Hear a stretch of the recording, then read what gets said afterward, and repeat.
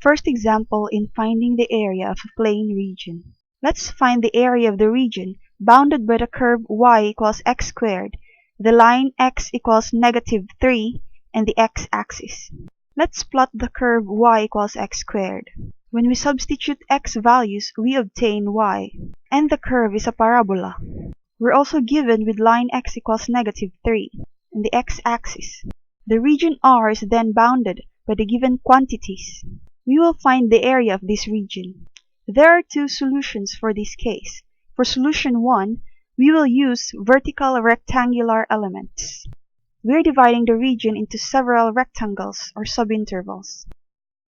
Inside this subinterval or rectangle, let's choose a number inside this subinterval and let this be psi I.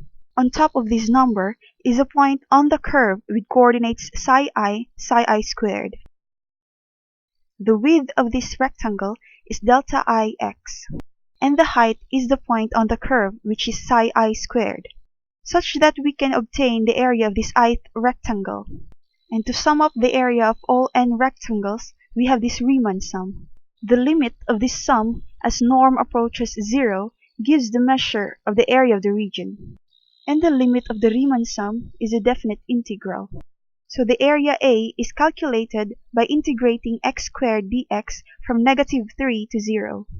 The limit is from -3 to 0 because we are dividing the region into vertical rectangles. Let's have solution 2, using horizontal rectangles. From the given y equals x squared, we can obtain x equals square root of y. Now let's divide the region into horizontal rectangular elements. Now focus yourself on this single rectangle or subinterval. There are many points inside this subinterval. Let's choose psi I. Straight ahead is a point on the curve with coordinates squared psi I. The width of this rectangle is delta iy. The height is 3 minus square root of psi I.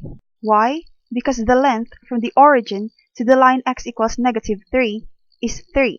And this point on the rectangle is x equals square root of psi I. So the area of this ith rectangle is just the change in x times the change in y.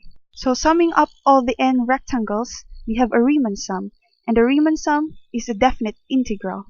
So the area of the region is obtained by integrating the product of 3 minus square root of y and dy from 0 to 9. Why the change in limit from 0 to 9? It's because we divided the region horizontally, and since the curve and the pink line meet at y equals 9. And so the area of the region is the same when we divide it horizontally and vertically.